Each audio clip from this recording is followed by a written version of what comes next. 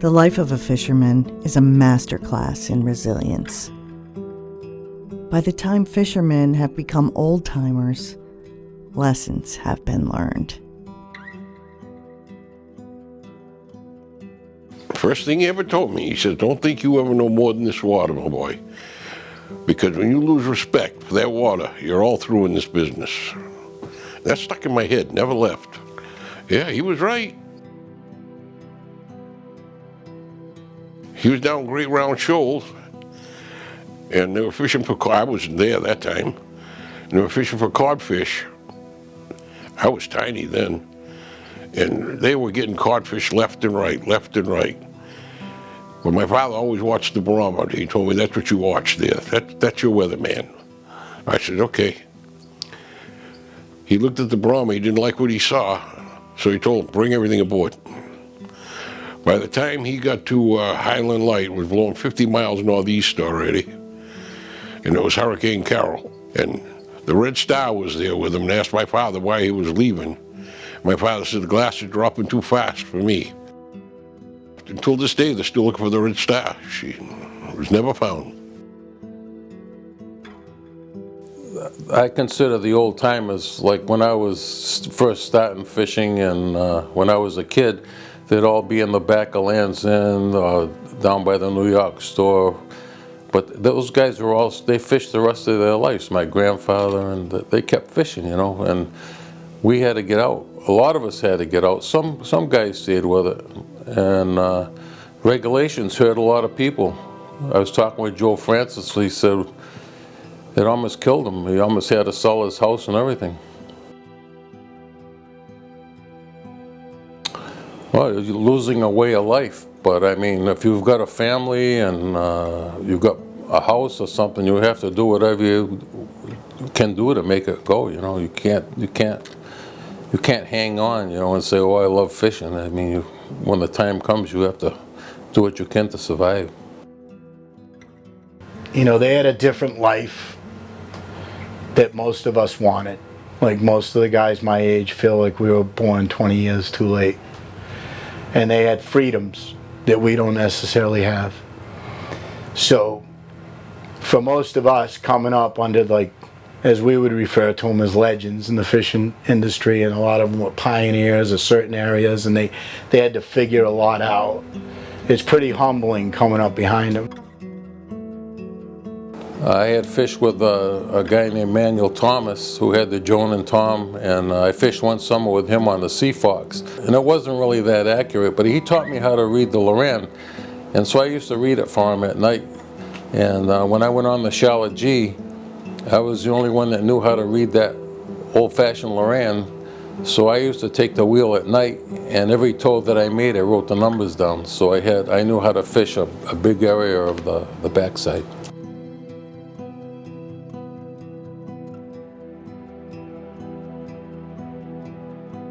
And we're on top of the middle bank, way up, almost to the north side of the bank. And I was the holeman then. And Stevie Perry says to me, he says, Raymond, you better come up here and look at this. I said, why? He said, I don't know, it don't look right. So I come up on deck, and it looked like a steamer way off in the distance blowing its stacks. I said, no, it's a steamer, I guess, I don't know. So I went back down, they kept passing me fish. Then Stevie says to me, you better come look at this now. I said, why, what's up? You better come up here and look at this now. I come up, and there was a water spout headed right for us. I mean, I never seen anything like it. The sky turned black. We had hail slamming into the boat, and all of a sudden, I see Tony Shute trying to get that life ring off the side of the pilot house. I said, Tony, that ain't gonna do you no good. Let's go pick us up 500 feet and drop us. So I said, Dad, you know what that is? Yeah, it's a squall. He said, I got it on the radar. I said, squall? You ever see a squall come down, pick up water like that? I said, it's called a tornado. Ah. I said, ah. And just as like it was coming right to us, we were right back up. Gone.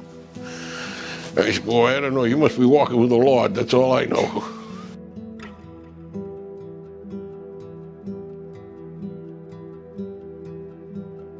My first experience with commercial fishing was with my father and Arthur Duarte on the fishing vessel Taurus. It was Martin Luther King break from school, and I was 10 years old. My brother Chris went fishing at 12 years old. My father quit school at 10 and went working in a fish plant, and then he ended up going on a boat. It was, especially then, that was definitely part of the culture. It was kind of like a normal succession where each kid would at least give it a try. Obviously I was young and not a physical force to be reckoned with or anything like that, but I just fell in love with it. There was I believe there was 4 men on deck, and it was just like the greatest thing I ever saw. It was a nice stretch of weather, and pretty much from that time on I went anytime that my mother would let me.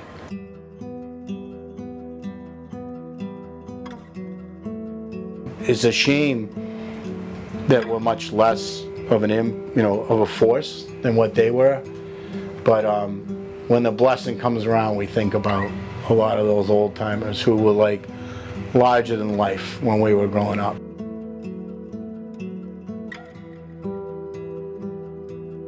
There's only, like I say, the guys, Kenny Silver, he's 96. He's probably the oldest.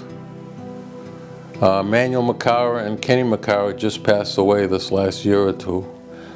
And then you go down, Bobby Haddon, he's 80. Peter Cook, he's almost 80. Joe Francis, he's in his upper 70s. And then you go like to a whole generation, Todd Marta, Mark DeLumba, Sean Costa, he retired as a tanker captain, and he's lobstering with his son. He has 2 boats out of Provincetown. But, and Bo, Scott Roro, who's a scalloper, he's another scalloper. But these guys are already a lot younger, you know, they're in their 50s or 50.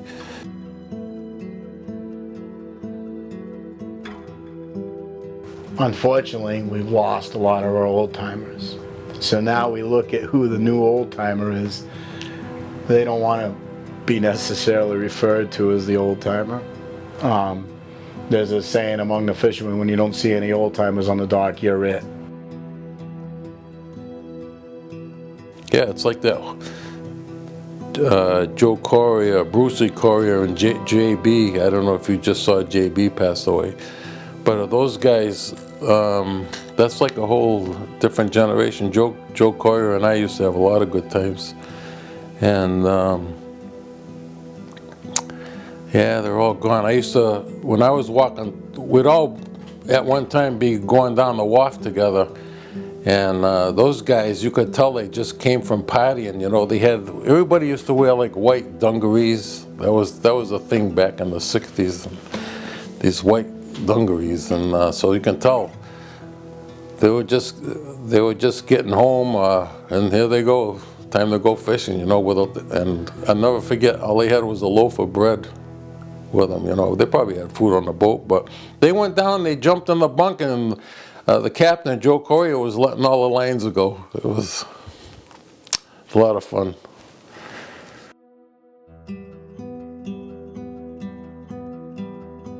Because I think of these guys, and with almost every one of these guys is a memory, you know, of things over the years.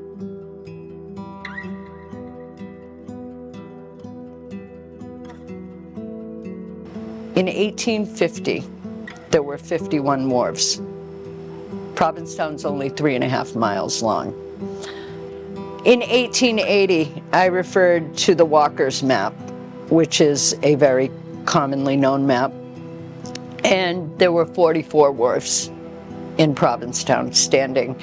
1898, the Portland gale hit, and it hit the wharves broadside. In 1900, I referred to the Eldridge's harbor chart, which has the wharfs. And in 1900, only 13 wharves were standing. 31 wharves were destroyed in the Portland gale in one day. It decimated the fishing industry in Provincetown, which was doing very well before that. And we never fully recovered from that. About 1920, it started transitioning where people were turning their boats into yachts, and they were taking tourists out and showing them around, or they'd take them out to watch them pull their lobster pots, you know what I mean? Because they had to supplement, the fish weren't here. I can almost guarantee you that most people don't get what goes into harvesting wild-caught seafood. It's a lot of work. It's more work than most people are faced with in their lifetime.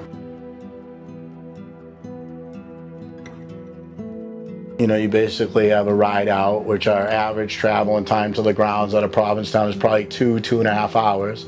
So you have a ride out, you maybe have some coffee and a mug up like breakfast, and then it's pretty much on until you come back to the dock. So it's an intense amount of work physically, and it takes a certain mental attitude, you know, referred to as like the grind in the fishery, to just be able to do it over and over and over and over and over.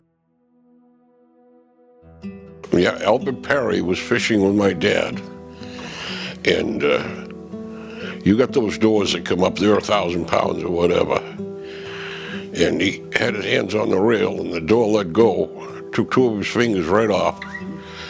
And my father went out there and looked in the glove and saw his finger. He said, he ain't gonna use these no more. He threw them overboard. When I fished on the Charlotte G, my ears used to be black in the winter from the cold, and in the summer they would be black from the sun.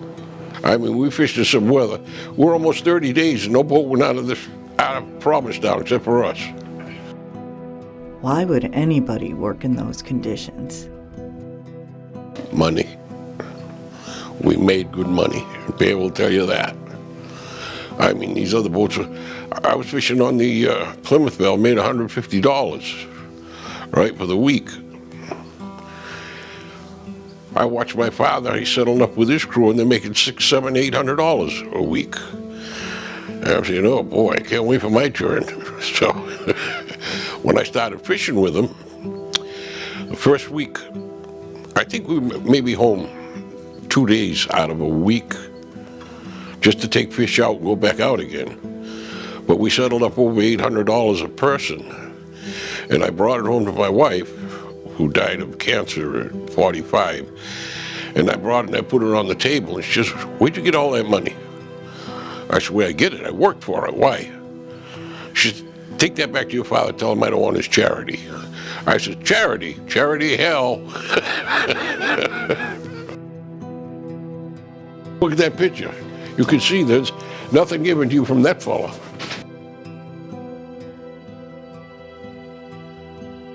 He was fair though, he was a good fisherman. Excellent, he was a good guy to fish with. I enjoyed my time with him. I was at a point where I had just gotten married and we were making, I think I made $5,000 the first year I was married. And so when I got on the Charlotte G, that's when I really started going ahead. They made money, but it didn't come without risk. I can remember on the Charlotte G, in the winter, no days off. I mean, we worked and we put some hard weather out, and but we had almost a year's pay before summer. A lot of them, it's all they knew. In the winter, it would get thin. We used to have some pretty hard winters, and you lost a lot of time. But where could you go and work and make between $400 and $600? You know, back in the '60s. You know, and even more. You know, I made $2,000 in 3 days sword fishing. We probably suffered more. We suffered a lot. I mean, some of it was induced by ourselves, but yeah, we suffered. There was some tough times, you know. Roll wave, okay, is something like you never want to see in your life right out there. We were on the bank fishing, and Manel Thomas on the Joan and Tom says, Henry, we got a good 50 mile an hour breeze blowing out here at the head of the race. Yeah, that's a land breeze. That's going to go right by. Next thing I know, the water was just like a mirror. Then you got little white caps.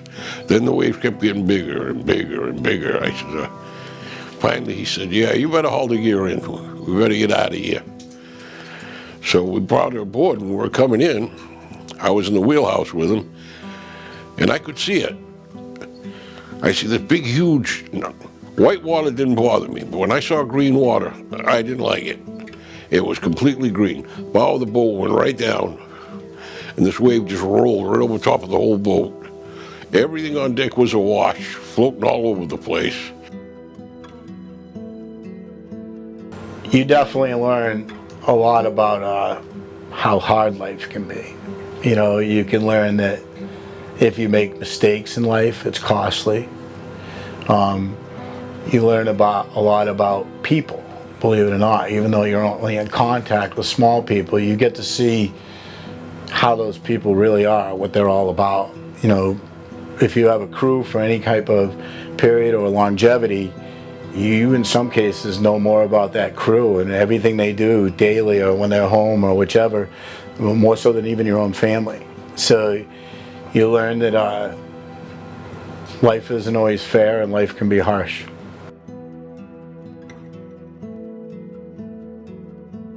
Yeah, the problem is that during the winter the price of the fish would go up, but you know, most of the time you never know what you were going to get for a price. A penny, 2 cents for whiting, you know. And they call it fish dollars, the boats, what they supported, you know. Yeah, and you could fish every day back then. Every day that you could get out, you could fish. So I think that's between Gloucester, Boston, and Provincetown, the biggest loss is the family boats and the family businesses, you know, that supported the boats. All the grocery stores and the fuel businesses and the ice, and it was huge. The families are gone. And I think that hurts the most. There's several guys, including myself, that had moments where are we all in or do we want to try something else, like a land job? And most of those guys, myself included, like immediately are back on the water. It's like, it's just, once it's in you, you know.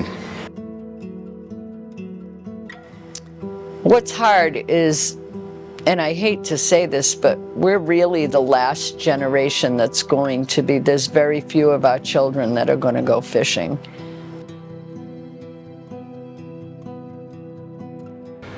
Whether it's in our own minds or not, the guys that operate these boats and fish on these boats are just a different cut of cloth. You know, it's an industry where like the strong survive, and most guys are exceptionally driven. You know, like the other men in this fleet, you're either driven or you get run over. And there's a great group of people to have, you know, share your livelihood with, and even guys from other ports that you don't come in acquaintance with all the time. It's like you share the ocean with these guys, and there's just something about it. Well, I think people will help. They'll still help each other. I mean, but it's on such a small scale you don't even notice it. You know, before you'd see like 4 or 5, 6 guys on a boat mending a net to get a guy back in business. You know, and today there's just no people. Like Mike says, nobody lives here anymore. And even though it's not what it was, it's still awesome. My good friend Mike Rigo, his father, who I know passed away, but he used to say, it's the job I love to hate the least. And if you can love your job, even if it's for that reason every day, then you got a pretty good job. I am proud to be a fisherman.